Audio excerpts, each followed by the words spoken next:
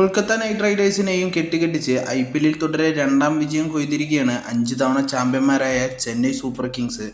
Home ഗ്രൗണ്ടായ ചെപ്പോക്കിൽ 32 റൺസിന്റെ വിജയമാണ് സഞ്ജു സാംസണും സംഘവും സ്വന്തമാക്കിയത്.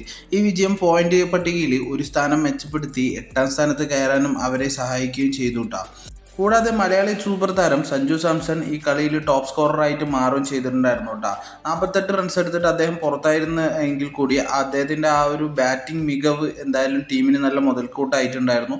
അതുകൊണ്ട് തന്നെ അത്യാവശ്യം നല്ല രീതിയിലൊരു സ്കോർ പടുത്തുയർത്താൻ ചെന്നൈക്ക് സാധിച്ചു കേട്ടോ. പക്ഷെ തുടർന്നും 4ാമത്തെ മത്സരത്തിലും ചെന്നൈയുടെ ക്യാപ്റ്റൻ കൂടിയായിട്ടുള്ള ഋതുരാജ് ഗൈക്വാഡ് മോശം ഫോമിൽ ഔട്ടായിരിക്കുകയാണ് കേട്ടോ. ചെന്നൈക്കായിട്ട് ഓപ്പൺ ചെയ്തിരിക്കുന്നത് മലയാളി താരം സഞ്ജു സാംസണും ഋതുരാജ് ഗൈക്വാഡും കൂടിയിട്ടായിരുന്നു കേട്ടോ.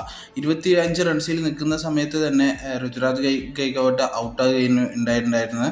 അങ്ങനെ ഇരിക്കെ സഞ്ജു സാംസൺ നല്ല രീതിയിൽ തന്നെ ചെന്നൈയിനെ മുന്നോട്ട് കൊണ്ടുപോയി എന്ന് തന്നെ വേണമെങ്കിൽ പറയാം.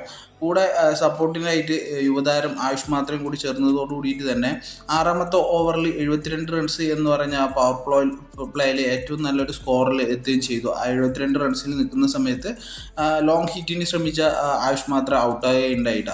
ആയുഷ് മാത്രം നല്ല ഒരു ബാറ്റിംഗ് ആയിരുന്നു അവിടെ കാഴ്ചവെച്ചിട്ടുണ്ടായിരുന്നത്. അദ്ദേഹം വെറുതെ ഒന്നല്ല ഗ്രീസ് വിട്ട് പോയത്. 17 ബോളിൽ 38 റൺസ് എടുത്തിട്ടാണ് അദ്ദേഹം ഔട്ടായിട്ടുണ്ടായിരുന്നത്. അതിൽ 6 4ഉം 2 സിക്സറുകളും ഉൾപ്പെടുന്നുണ്ട് കേട്ടോ.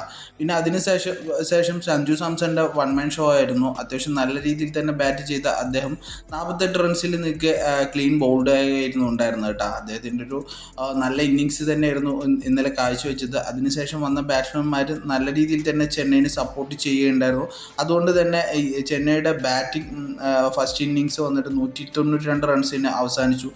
193 റൺസ് എന്ന ബിഗ് ടോട്ടൽ ചേസ് ചെയ്യാൻ വേണ്ടി ഇറങ്ങിയ KKRന് തുടക്കം മുതൽ തന്നെ വിക്കറ്റുകൾ പോയിട്ടുണ്ടായിരുന്നു കേട്ടോ.